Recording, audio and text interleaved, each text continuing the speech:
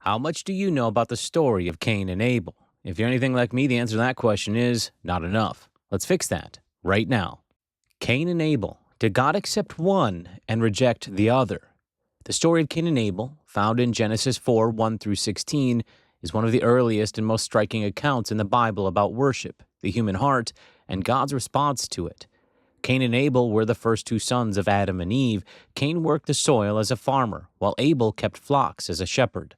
In time, both brought offerings to the Lord. Cain presented some of the fruits of the soil, while Abel brought fat portions from the firstborn of his flock. Scripture tells us the Lord looked with favor on Abel and his offerings, but on Cain, his offering, he did not look with favor. That's Genesis 4 4 through 5. This raises an important question. Why did God accept one offering and not the other?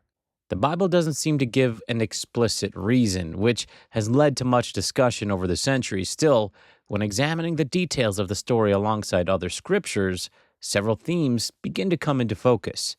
One explanation points to the quality of the offering.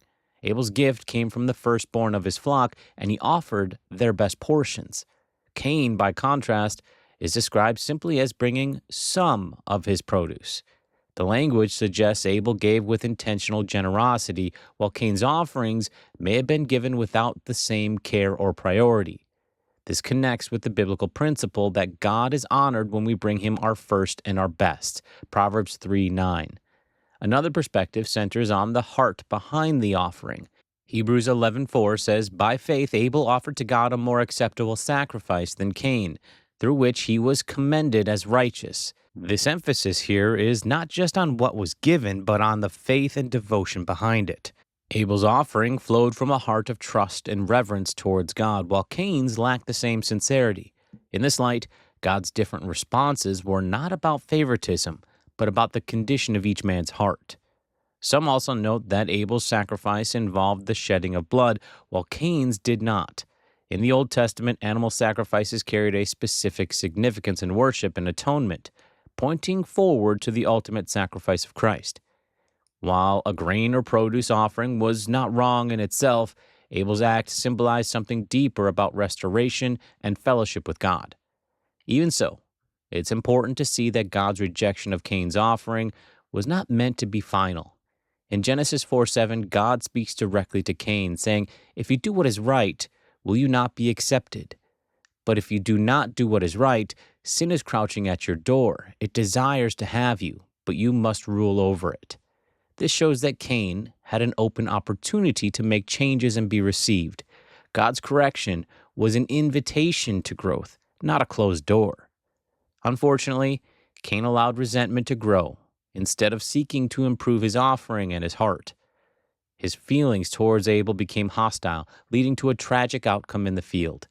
This moment became a turning point, not just in their relationship, but in the history of humanity's struggle with envy and pride. From this account, we learn two enduring lessons. First, God looks at both the gift and the giver. An offering is not just about its material value, but about the love, faith, and sincerity that it represents. Second, when God corrects us, it is an expression of his care, giving us a chance to realign ourselves with his will. Ultimately, the story of Cain and Abel is not only about offerings, it's about the posture of the heart towards God. Abel's faith and wholehearted devotion drew God's favor. Cain's reluctance and inward struggle led him down a harmful path. The same question still applies to us today. When we give to God, whether our time, resources, or worship, are we offering him our very best with a willing heart, or are we holding something back? And that is just a little bit more about Cain and Abel.